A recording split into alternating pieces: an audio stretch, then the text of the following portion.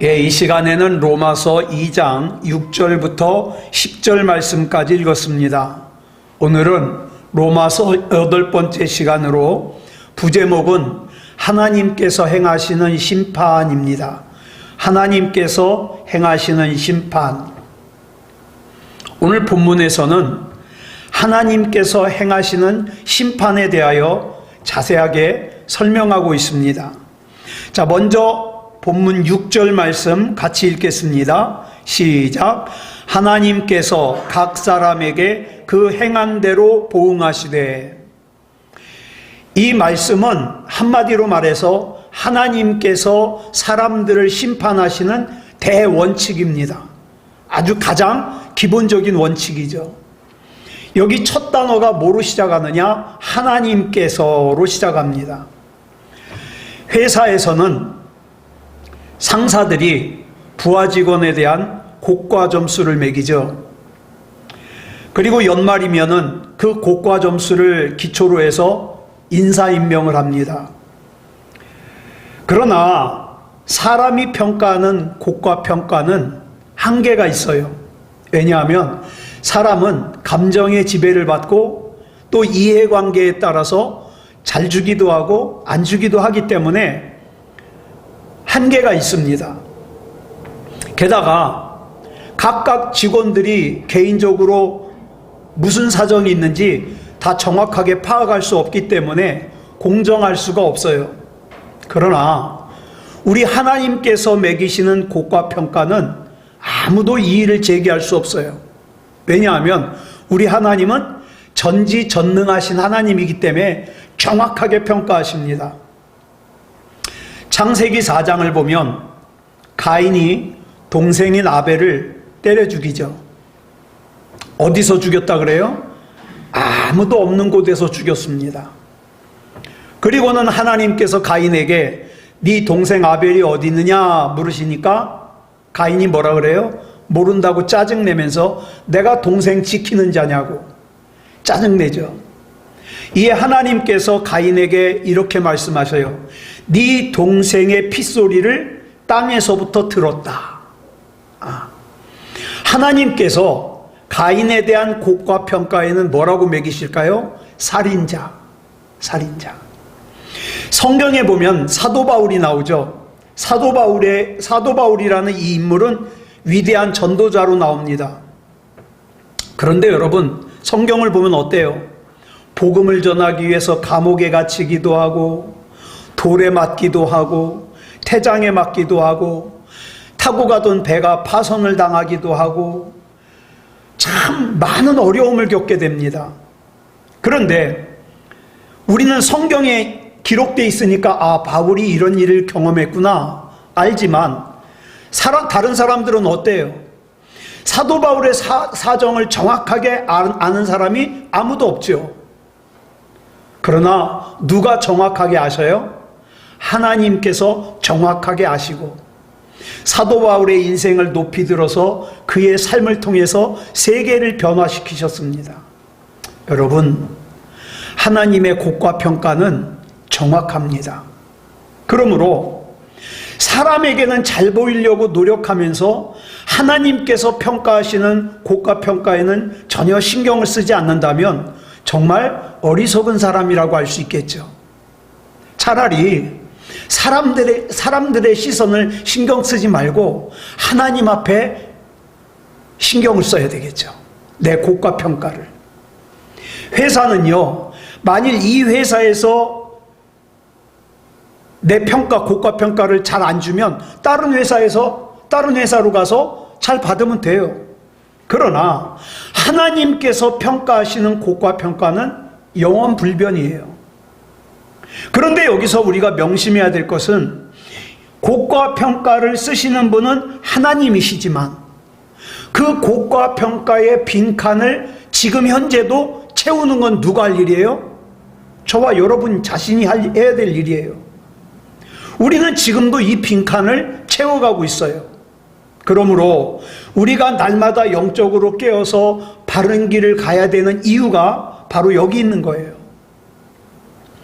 그 다음에 본문 6절을 보면 하나님께서 다음에 뭐가 나오냐면 각 사람에게 나와요. 각 사람에게. 하나님께서는 곡과 평가를 단체로 매기지 않고 개별적으로 매기십니다.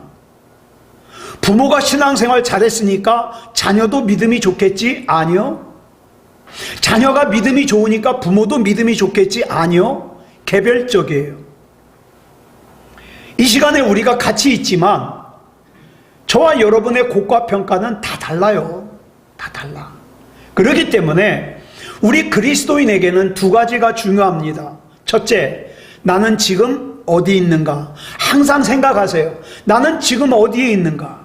그리스도인은 늘 자기가 서 있는 자리를 구별할 수 있어야 돼요. 예. 그 다음 두 번째 생각해야 될 것이 뭐냐면 내가 지금 누구와 함께 있는가? 믿는 사람들과의 교제는 절대로 끊어지면 안 돼요. 그래서 서로 간에 믿음 좋은 사람들이 서로 간에 긍정적인 자극을 줄 수 있어야 돼요. 예수 그리스도를 제대로 바르게 믿고 진짜로 믿게 되면은요, 서 있는 장소가 변하게 되고 만나는 사람들이 변하게 되죠. 만약 서 있는 장소와 만나는 사람들이 내가 예수님을 믿기 이전의 사람들과 전혀 바뀌질 않았다? 그러면 진짜 예수 그리스도를 믿는 사람이 아닐 가능성이 있어요. 자, 그 다음 본문 6절에서 각 사람에게 다음에 나오는 말이 뭡니까? 그 행한 대로 보응하시되. 여기서 보응하다에 해당하는 헬라어가 아포디돔이에요. 아포디돔이. 값을 치르다. 하나님께서는, 이게 무서운 거예요. 하나님께서는 선한 값이든 악한 값이든 반드시 치르게 하세요. 반드시. 내가 내 인생을 내 맘대로 사는데 왜 하나님께서 값을 치르게 하시냐고 항의하고 싶습니까? 그것은 회사에서 직장 상사가 부하 직원의 곡과 평가를 매기면 왜 내 곡과 평가를 매기냐고 따지는 것 이상으로 어리석은 항의예요. 왜냐하면 회사에서 근무하는 시간은 내 시간이 아니거든요. 회사에서 돈을 주고 그 시간을 사는 거예요. 그러니까 회사의 시간이죠. 또 저와 여러분의 생명은 나만을 위해서 주어진 생명이 아니에요. 하나님께서 하나님의 선하신 뜻을 이루기 위해서 저와 여러분에게 사명을 맡겨주시고 그 사명을 감당하기 위해서 생명을 주신 부분이 있거든요. 이 때문에 하나님께서 저와 여러분의 곡과 평가를 매기시는 것은 당연하지요. 이 사실을 제대로 인식하지 못하면 아무리 자기 스스로를 나는 예수 믿는 사람이야, 나는 그리스도인이야, 우리 집안은 3대째 4대째 신앙생활에 아무리 그렇게 얘기를 해도 하나님과 관계없는 사람일 가능성이 크죠. 그렇다면 이 행한 대로 보응하시는 하나님의 보응을 피할 사람이 있을까요? 하나님의 보응을 피할 수 있는 사람은 한 사람도 없습니다. 그래서 저와 여러분은 지금 나의 중심이 어느 쪽을 향하고 있는가를 자꾸 점검해야 돼요. 나의 중심이 주님을 향하고 있는가? 나의 중심이 나 자신을 향하고 있는가? 이 두 가지 삶의 방향에 대해서 잠깐 살펴보겠습니다. 먼저 중요한 것은 나의 삶의 방향의 중심이 주님께로 향하고 있는가를 살펴봐야 돼요. 나의 삶의 방향이 주님을 향하여 삶을 산다는 것을 예수님의 표현을 빌자면 뭐라고 표현하셨냐? 좁은 길을 가라. 좁은 문으로 들어가라. 이렇게 말씀하셨어요. 이걸 본문 7절에서는 뭐라고 설명하고 있는가? 같이 읽겠습니다. 시작. 참고 선을 행하여 영광과 존귀와 썩지 아니함을 구하는 자에게는 영생으로 하시고. 근데 이 말씀을 헬라어 원문 성경을 보면 영광을 구하는 사람, 이 단어가 먼저 나와요. 여기서 말하는 영광은 하나님의 영광이거든요. 그러니까 즉 이런 뜻이에요. 하나님의 영광을 구하는 사람은 그 그 하나님의 영광을 위하여 무엇을 하든지 참고 선을 행하여 존귀와 썩지 아니하는 삶을 산다. 이게 원문의 해석이에요. 이렇게 살기 위해서는 하나님의 영광을 구하는 삶이 그리스도인의 삶에서 당연한 삶이 돼야 돼요. 습관적으로 나는 하나님의 영광을 구하는 삶을 살아야 돼. 이렇게 자꾸 인식을 해야 돼요. 왜냐하면 이것이 습관처럼 굳어지지 않으면 우리는 순간적으로 나도 모르는 사이에 어떤 삶을 살아요? 육체적인 본능에 따라서 살아요. 화가 나면 화를 내고, 짜증이 나면 짜증을 내고, 미움이 생기면 미워하고, 그냥 내 육체의 본능대로. 그런데 하나님의 영광을 생각하면 그러지 않죠. 아, 하나님의 영광을 위해서는 내가 화내면 안 돼. 내가 짜증내면 안 돼. 내가 불평하면 안 돼. 바뀌게 되는 거죠. 그 다음 둘째로, 나의 삶의 방향의 중심이 주님을 향하여 산다는 것은 존귀를 구하는 삶이에요. 존귀. 예? 여기 나오는 존귀를 헬라어로 티메라고 하는데 원뜻이 뭐냐? 가치예요. 여러분, 예수님께서 마태복음 7장 6절에서 이런 말씀하신 거 기억나시죠? 너희 진주를 돼지 앞에 던지지 말라. 여러분, 사람이 돼지에게 진주 줍니까? 안 줘요. 왜요? 돼지는 진주의 가치를 몰라요. 돼지는 뭐만 하면 돼요? 배만 부르면 돼요. 그런데 얼마나 많은 사람들이 이런 삶을 살아가고 있는지 몰라요. 하나님께서 나에게 주시는 은혜가, 하나님께서 나에게 주시는 영생이 얼마나 가치 있는지를 몰라요. 그래서 그걸 어떻게 합니까? 가치 없이 여겨요. 예? 그러면서 어떻게 해요? 돼지처럼 내 육체의 배만 부르면 된다고 생각해요. 내 육체만 편하면 된다고 생각해요.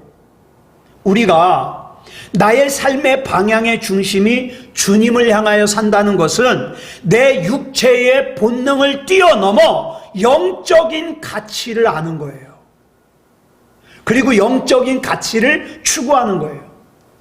그 다음 세 번째로, 나의 삶의 방향이 주님을 향하여 산다는 것은 썩지 않는 삶을 사는 거예요. 진정한 가치는 썩지 않는 것이고 썩지 않는 것이 진리예요. 요한복음 3장 6절을 보면 같이 읽어볼까요? 시작. 육으로 난 것은 육이요 영으로 난 것은 영이니. 여러분, 육에 관심이 있는 사람은 육신의 것만 추구하게 돼 있어요. 그러나 영에 관심이 있는 사람은 영의 것을 추구하죠.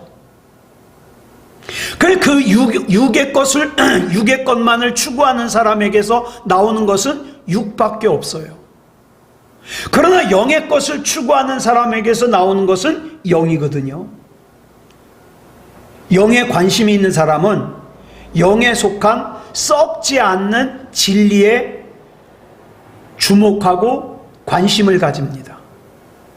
이와 같이 나의 삶의 중심이 주님을 향하여 사는 사람은 하나님의 영광을 구하고 존귀, 즉 영적으로 가치 있는 것을 구하고 썩지 않는 것을 구해요. 우린 평소에 기도하면서 그런 기도하잖아요. 하나님의 영광을 위해서 살게 해 주시옵소서. 하나님, 존귀하게 해 주시옵소서. 진리를 위해서 살게 해 주시옵소서. 이런 기도를 많이 합니다. 그런데 7절을 보면, 오늘 본문 7절을 보면 굉장히 중요한 말씀을 하나 언급하고 있어요. 뭐냐 하면, 우리가 그 진리를 위해서, 또 존귀함을 위해서, 하나님의 영광을 위해서 살 때에 우리가 반드시 거쳐야 될 것이 있어요. 그게 뭐냐? 본문 7절을 이렇게 시작하죠. 참고 선을 행하여. 하나님의 영광을 구하고 존귀를 구하고 썩지 않는 것을 구하기 위해서 반드시 우리의 구체적인 삶이 어떻게 드러나야 되느냐? 참아야 돼요. 참아야 돼요. 참는 거 못하면 그저 그냥 하나님의 영광, 존귀, 썩지 않는 거 이렇게 말하는 게 그냥 공허한 메아리예요. 말로만. 이게 진짜가 되려면 참아야 돼요. 그렇다면 여기서 말하는 참는다는 건 뭘 말하는가? 외적인 것에 대한 참음과 내적인 것에 대한 참음 전부를 얘기해요. 외적으로는 어떻게 해요? 우리가 때로는 믿음을 지키기 위해서 외적으로 어려움을 당할 때가 있어요. 물론 어려움. 이것도 이겨야 돼요. 또 내적으로 속에서 말할 수 없는 때로는 억울함, 분함, 증오 이런 것이 일어날 때도 있잖아요. 이것도 참을 수 있어야 돼요. 그러면 어떻게 참나? 여러분 여기서 참다라는 단어를 헬라어로 휘포메노라 그래요. 이거는 두 단어가 합쳐진 건데요. 휘포는 뭐뭐 밑에라는 뜻이에요. 그 다음에 메노는 거하다라는 뜻이에요. 그러니까 내가 뭔가를 참는다. 무슨 뜻이냐면 나는 그거 밑에 거하는 거예요. 예? 예를 들어서 내가 남명호 집사님한테 참는다. 뭐예요? 나는 남명호 집사님 밑에 거하는 거예요. 예를 들어서 내가 다니는 직장의 사장님이 나를 무시하거나 또 나에게 상처를 주었다 그래서 내가 화를 냅니까? 짜증 냅니까? 대부분의 경우에 못 내요. 왜? 그 사람이 내 위에 있잖아요.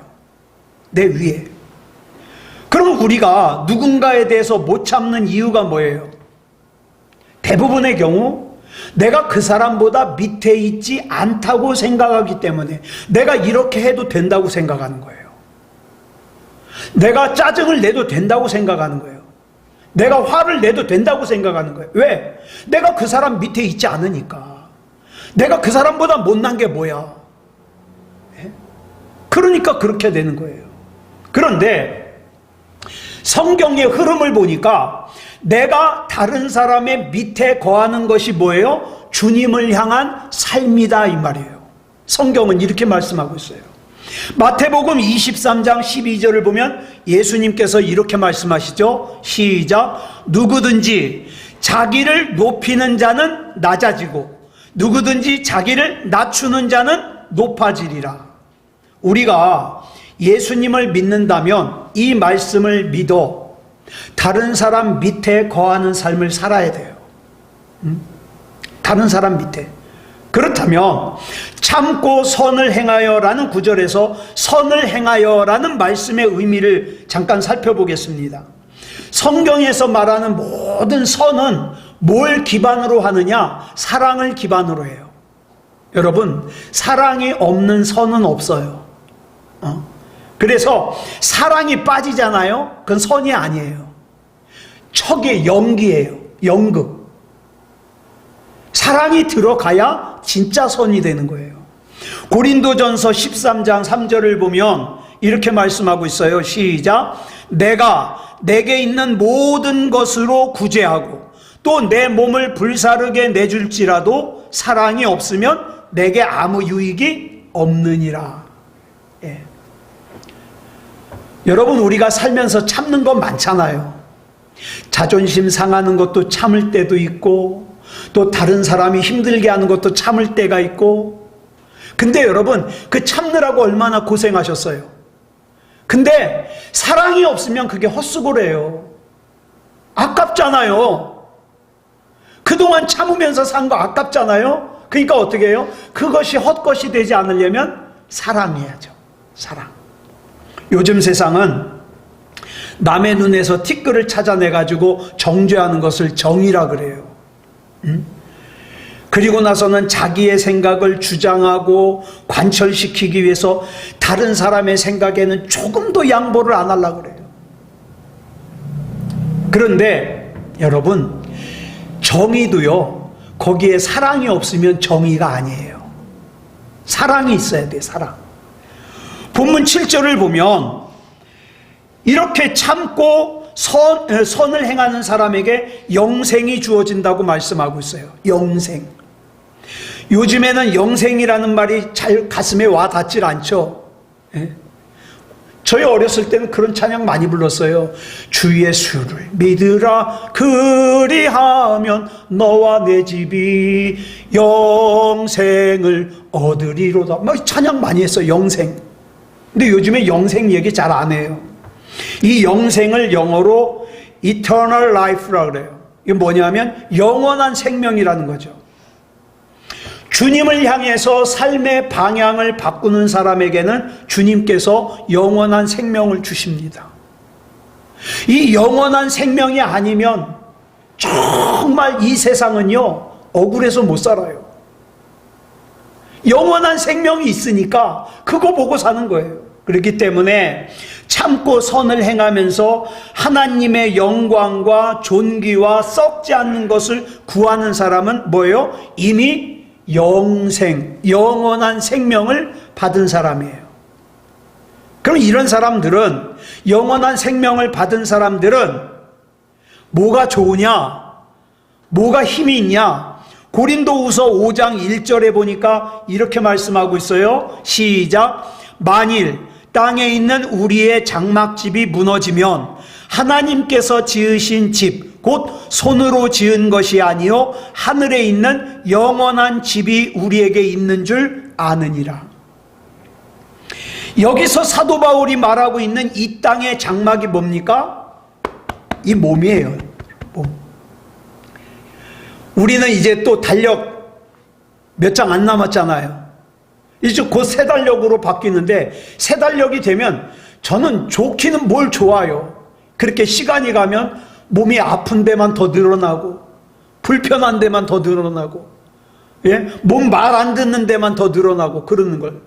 그런데 우리가 예수 그리스도를 구주로 영접하고 영원한 생명을 받았으면 그게 이제 염려가 되질 않아요. 마치 무엇과 같으냐? 번데기가 허물을 벗고 나비가 되듯이 저와 여러분은 어떻습니까? 이 그동안 짊어지고 살던 이 육체, 이 장막이 무너지고 나면, 코끝에 호흡이 멈추고 나면 어떻습니까? 하늘 위에 더 좋은 새로운 장막이 기다리고 있거든요. 그러니까 이 땅에서 수고한 것이 헛된 것이 되지 않도록, 이 땅에서 감당했던 사명이 헛된 것이 되지 않도록 어때요? 우리 신앙생활이 연극이 되면 안 돼요. 진짜 사랑하고 진짜 믿음을 가지고 진짜로 살아야 돼요. 그래야 억울하지 않죠. 예. 따라서 우리 예수님께서 좁은 문으로 들어가라고 하시는 것은, 달리 말하면 우리 육체의 눈에 보이는 이 육체적인 가치관으로만 판단하지 말아라 이 말이에요. 육체적인 거로만.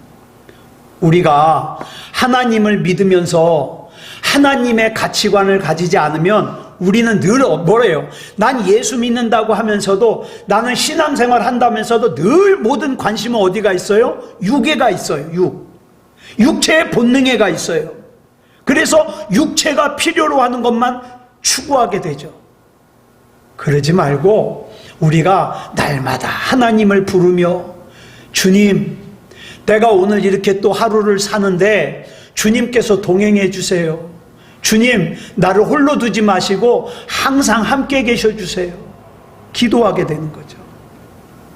이것이 주님을 향하는 삶이에요. 자, 그 다음에 이 두 가지 방향의 삶 중에 또 다른 하나는 뭐예요? 자신을 위한 삶의 방향이 있어요. 자신을 위한 삶의 방향을 예수님은 뭐라고 말씀하셨냐? 넓은 길, 넓은 문이라고 말씀하셨어요.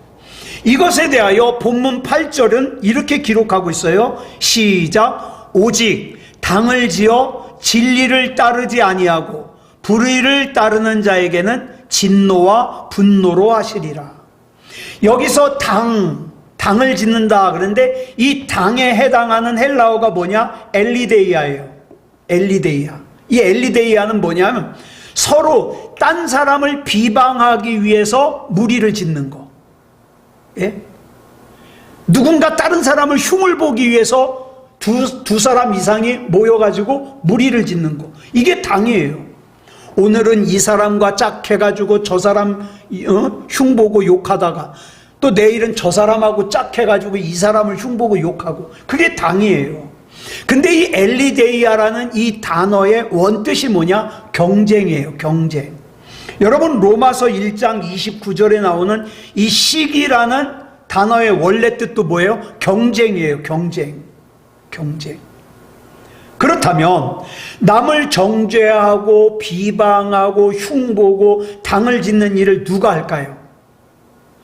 헛된 경쟁심을 가진 사람이 하는 거예요. 내가 저 사람을 눌러놔야 내가 저 사람보다 잘날 것 같거든. 그러니까 자꾸 그 사람에 대해서 안 좋은 말을 하는 거죠. 마태복음 23장 13절로 15절을 보면 예수님께서 서기관들과 바리새인들에게 이런 말씀을 하셔요. 같이 읽겠습니다. 시작.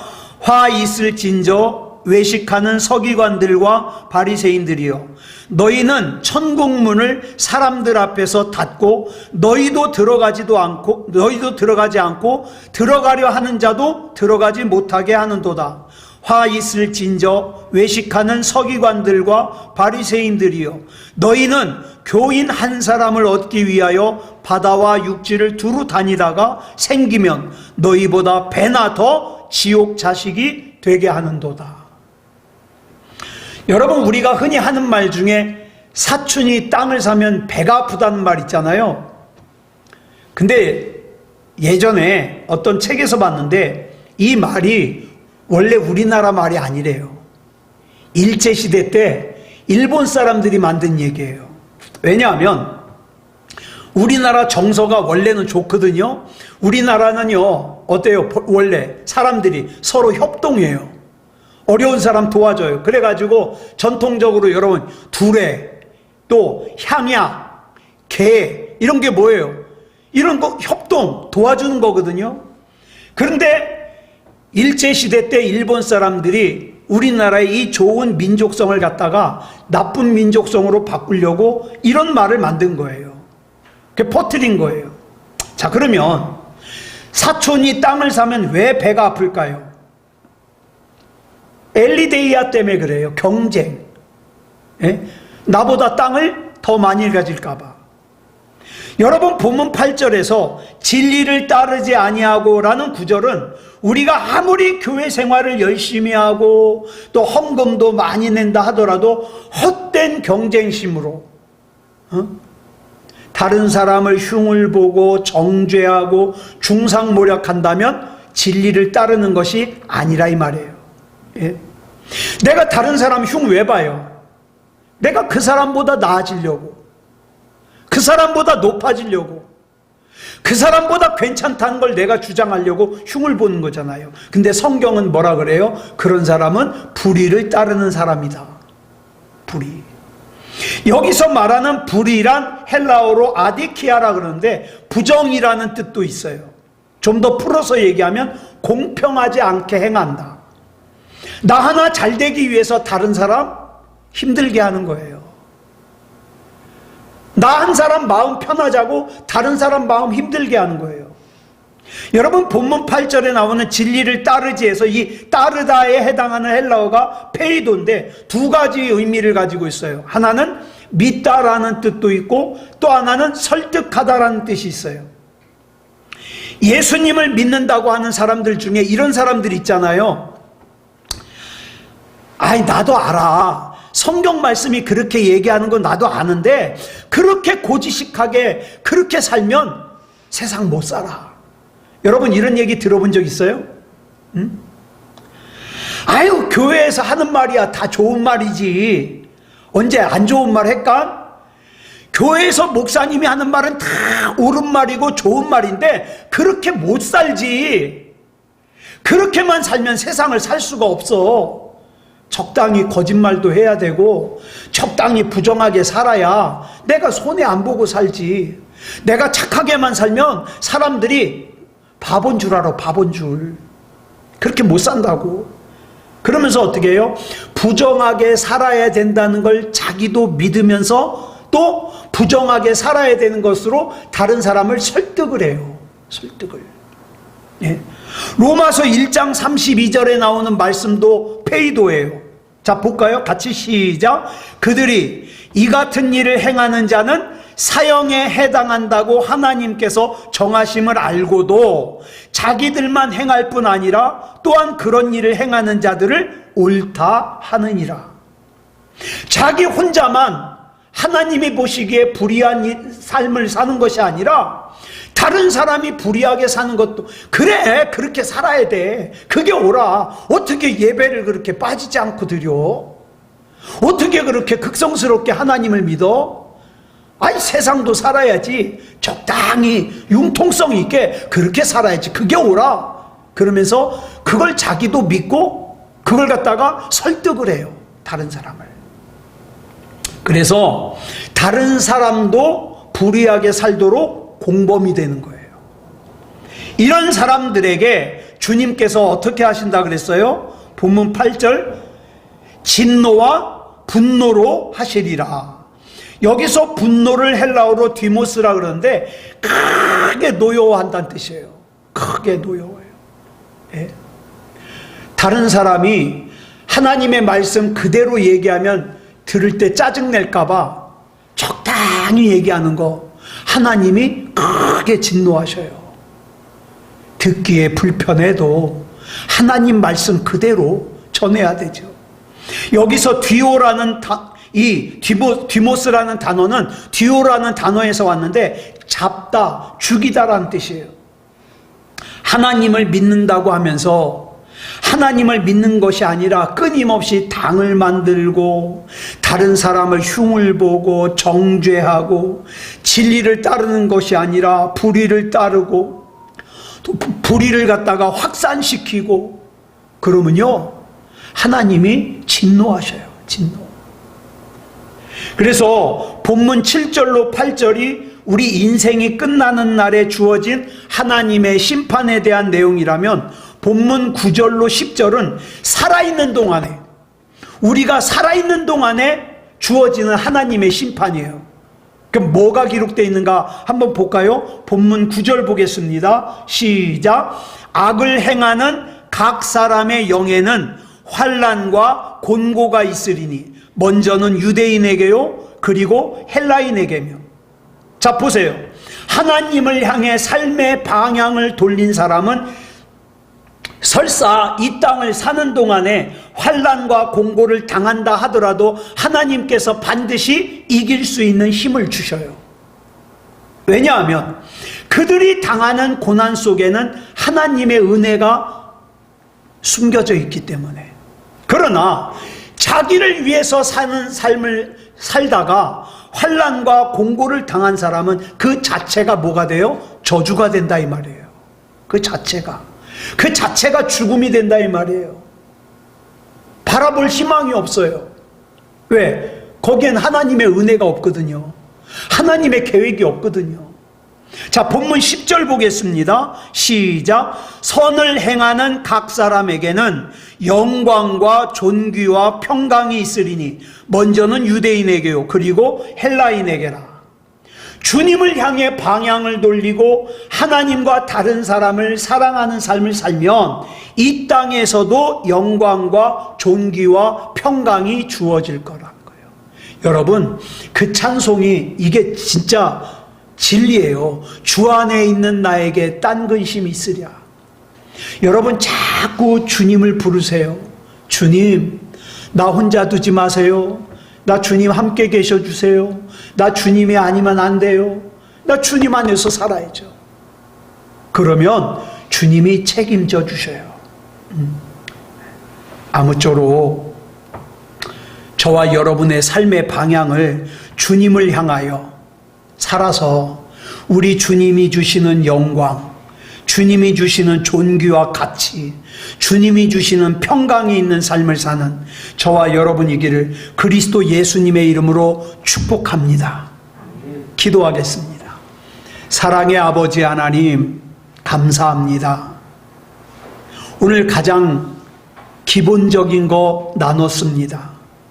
내 삶의 방향이 내 자신이 되지 말게 하시고 주님이 되게 해 주시옵소서. 주 안에 있는 나의 삶에 하나님이 주시는 진정한 평안이 있음을 내 삶으로 간증하게 해 주시옵소서. 주님, 물론 이 세상 사는 거 고단합니다. 힘들고 어려운 일들이 많습니다. 그러나 우리 주 예수 그리스도 이름으로 이길 수 있게 하여 주시옵소서. 사랑하게 하여 주시옵소서. 진리 가운데 살게 해 주시옵소서. 우리의 믿음이 하나님이 인정하시는 믿음다운 믿음이게 하여 주시옵소서. 우리 주님께서 책임져 주실 줄 믿사오며 그리스도 예수님의 이름으로 간절히 기도드려 싸움나이다. 아멘.